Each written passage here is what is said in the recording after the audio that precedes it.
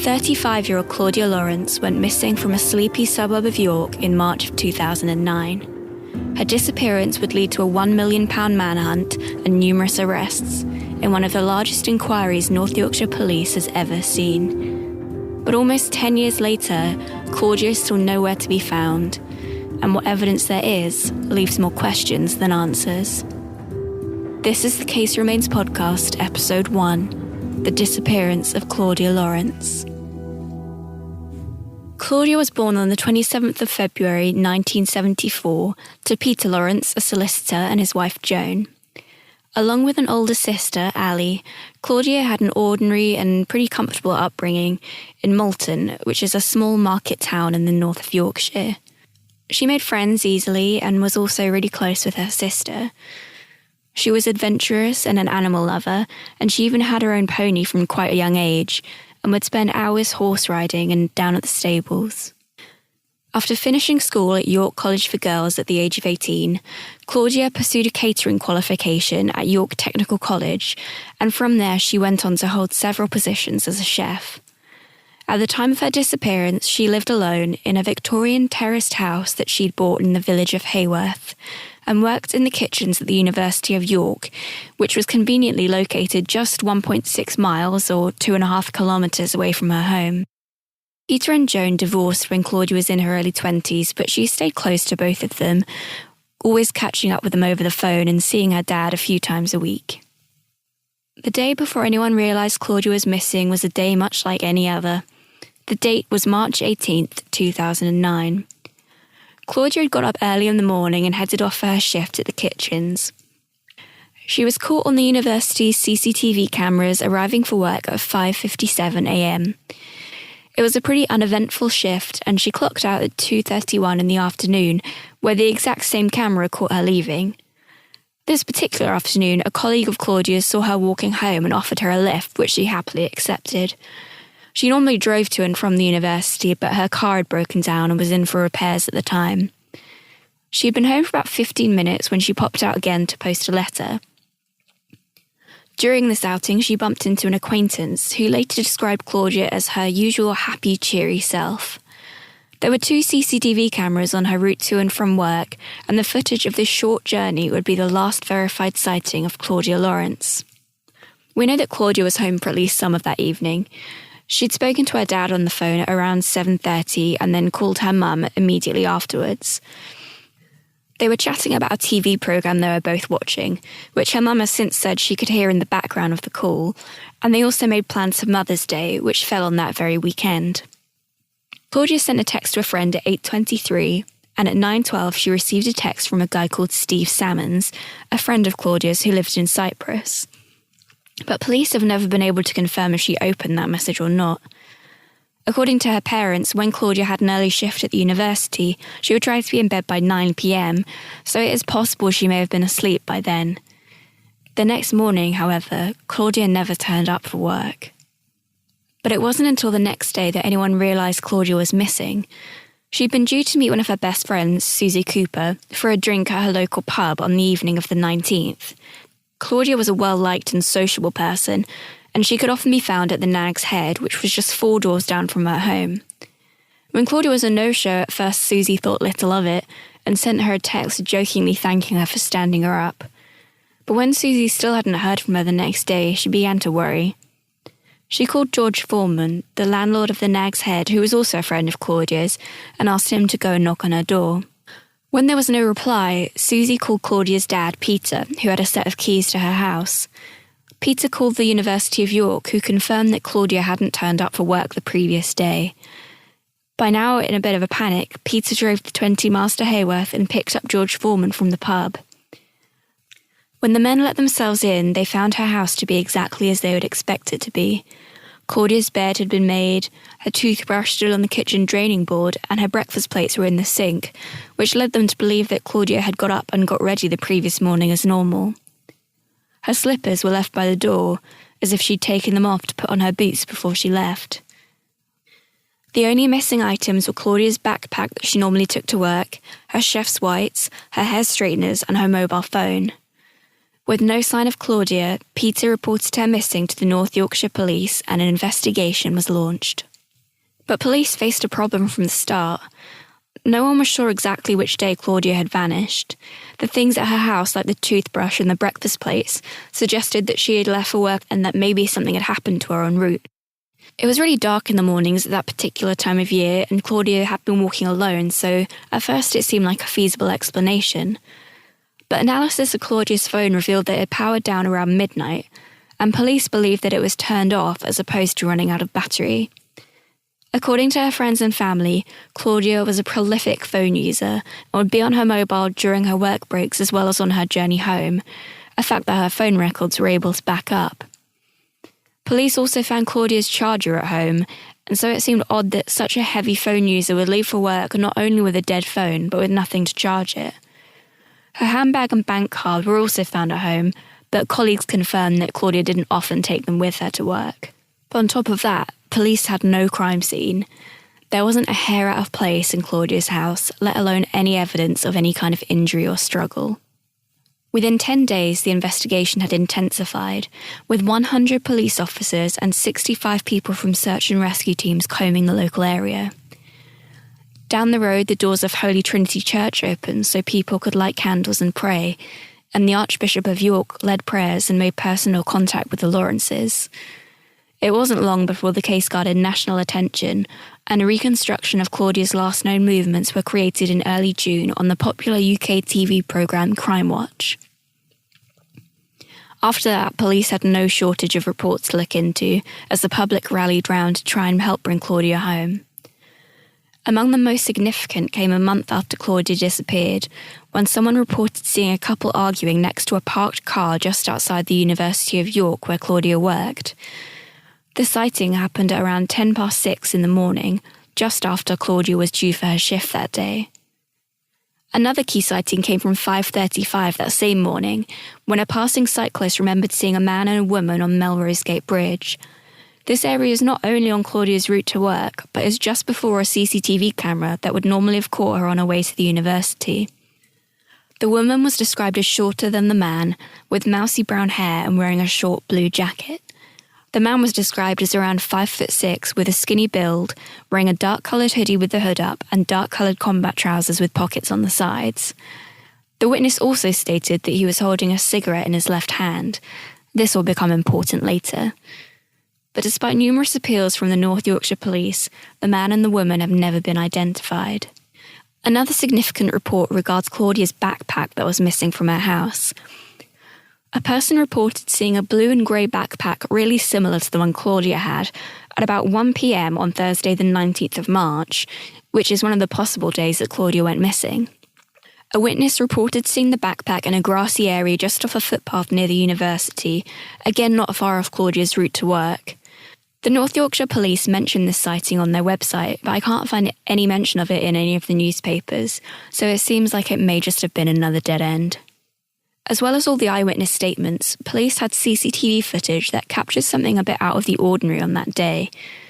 At 5:42 on the morning of the 19th, a CCTV camera near the back of Claudia's house caught a light-coloured Ford hatchback, manufactured between 1998 and 2004, driving along Claudia's road. As the car approaches level with Claudia's house, it suddenly brakes. Now, the car is too far away to make out the licence plates, and despite public appeals, the driver remains unknown. This footage, combined with tips from the public, appeared to confirm the initial theory that Claudia had gone missing after she left for work on the 19th. But police had some information that they were keeping to themselves. It was 6 years before police released more CCTV footage, showing a man just yards from Claudia's home on the evening of the 18th, a little while before she spoke to her mum and dad on the phone. The person is shown walking along a road that leads to an alleyway at the back of Claudia's house. The person walks out of shot of the camera, but returns just over 1 minute later with what looks like a bag over their shoulder. They then walk up towards Claudia's road, but when they see another person coming down it, they abruptly stop, only carrying on once the other person is out of view. But again, despite their appeals to the public, no one has ever figured out who this person was. The last text Claudia received on the night of the 18th was from a friend of hers who lived in Cyprus, and so with little to go on in York, police began to investigate her links to the island. Claudia visited Cyprus so often that one of her ex-boyfriends, Dan Whitehead, we'll talk more about him later, describes it as her second home, and she had become friendly with several British expats she'd met there. Dan also mentioned one occasion when Claudia had texted him while she was in Cyprus, telling him that she was hanging out with an older bar owner that they had both met on a previous trip. And Dan described the man as not the kind of person she should have been seeing alone. Investigative teams made several trips over to Cyprus, but don't appear to have discovered anything useful. Claudia's passport was found in her home, and it seems unlikely that she could have got there without it. Despite all the resources and the overwhelming amount of support from the public, Claudia was still nowhere to be found. 5 weeks after her disappearance, police announced that the investigation was formally classified as one of suspected murder, and a £10,000 reward was issued. But during an appearance on Crime Watch, Detective Superintendent Ray Galloway, who was leading the investigation, said something that would send the British media into a frenzy and change the course of the investigation. Speaking during the appeal in May of 2009, he said, quote, "Some of Claudia's relationships have an element of complexity and mystery to them," end quote. With the investigation going nowhere fast, the media took Galloway's statement and absolutely ran with it, producing headlines such as, "Did missing chef Claudia Lawrence have a line of secret lovers?" and "Missing chef Claudia, so how many married lovers did she have?" The articles were littered with quotes from sources, likely found at the local pubs, who painted Claudia as a man-hungry homewrecker who targeted married men. One of the sources described himself as a close friend of Claudia's, but in the same article is quoted as saying, "She did it because she could. She was young and pretty and she got a kick out of it," end quote. Who needs enemies when you've got friends like that? After delving into Claudia's personal life, journalists soon found their way to the door of 40-year-old nurse Beth Horwell. Beth told reporters that her husband Lee had a 2-month affair with Claudia, which ultimately led to the couple's divorce. So were the media right about Claudia after all? Accounts from her friends and family paint a different picture altogether, describing a woman with low self-esteem who is maybe a little naive when it came to men. The way I see it is, who cares? I mean, she could have slept with all the married men in Yorkshire, and she's still a missing person. As far as Claudia's family were aware, Claudia had been in 3 proper relationships, the one with Lee Horwell included. Her first serious relationship was with Paddy McGinty, a roofer who is 11 years older than her, who also had a long-term girlfriend and a small child. They had met when Claudia was around 20 and stayed together for 9 years. After that was her relationship with Dan Whitehead, the guy we mentioned earlier, who she dated for a year and a half. They had met in April of 2004 after he approached her at a rugby tournament, but after a while the distance between them grew too much, with her in York and him in Gateshead, and the couple parted ways in 2006. They stayed in touch as friends though, and had sporadic contact up until the time she disappeared. It is important to note that none of these 3 men have ever been considered suspects in her disappearance. A lack of evidence wasn't the only problem police had. The inquiry into Claudia's disappearance was not without its critics. In particular, Claudia's mum Joan has been vocal about her disappointment with the investigation from the very beginning. When Claudia's photograph was released to the public, the picture showed her with blonde hair, when in fact she'd been a brunette at the time. Claudia's mother fought to have the image changed on missing persons websites, but to this day one of the most widely circulated images of Claudia is her with golden highlights in her hair, smiling warmly to the camera. A lot of people have also criticised the heavy focus on Claudia's personal life. As well as losing her favour in the press, it became more and more apparent that police had been reluctant to look outside of Claudia's circle of friends, and this would become all the more apparent in the arrests that followed. 4 years after she disappeared, a review of the case was launched by North Yorkshire Police in 2013. It was headed by Detective Superintendent Di Mallon and a newly enhanced Major Crime Unit team. During this review, advances in forensic technology brought some new evidence to light. Analysis on Claudia's missing phone showed that she'd been spending time in the Acombe area of York in the weeks leading up to her disappearance. Now, Acome's about 3.5 miles or 5.6 kilometres from Claudia's home, and definitely not somewhere she would have reached by foot. Police believe that she was likely in the area to see someone, and have since appealed for information from this person, adding, quote, "If this is something a person wants to discuss with us sensitively, we can deal with that in a discreet manner," end quote. They've also asked for information from taxi drivers who may have taken her there or picked her up in the early hours of the morning. If Claudia had been in any kind of relationship at the time, it's not something she shared with even her closest friends or her family. A re-examination of Claudia's home with the newer forensic techniques also uncovered numerous sets of fingerprints which hadn't been picked up before. While police have eliminated several of these prints, a number of them remain unknown. In 2015, police showed a renewed interest in the alleyway behind Claudia's home, where that mysterious man had been spotted on CCTV on the night of the 18th. Specialist search teams and highly trained sniffer dogs scoured the area, but if any new evidence was discovered, this information has not been made public. It did make some people wonder, though, had the alleyway not been thoroughly checked before? After all, if someone didn't want to be seen, the alleyway would be an obvious route in and out of Claudia's house. But 6 years after the event, it wasn't really clear what evidence would still be there. Remember that sighting of the left-handed smoker? It turned out that a cigarette butt had been found in Claudia's car, and only now could technology allow DNA evidence to be found on it. The DNA sample was sent for testing in 2017, but over a year later, this still hasn't been done. A police spokesperson has been quoted as saying, "The DNA profiling work has taken longer to process than originally anticipated, but it is due for completion and we will publicly confirm this when we are in a position to do so." This was months ago now, though, and we still haven't heard anything. In the couple of years following the launch of the review, a few arrests have been made in relation to Claudia's disappearance. All were men, all older than Claudia, and all had one place in common, the Nag's Head pub. The most recent arrests came in March and April of 2015, when 4 men, all friends in their 50s, were brought to the station for questioning. One was the partner of Claudia's close friend, Jen King.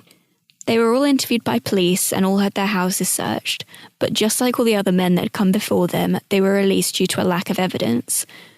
One of the men spoke to the press after his release, saying that police had spent so much time focusing on Claudia's friends and former boyfriends that they simply refused to shift their focus elsewhere. Again, the case went cold until the next year when Claudia's name was in the papers again. This time, the mother of the murder victim, Becky Godden, said she believed she knew who was responsible for Claudia's disappearance.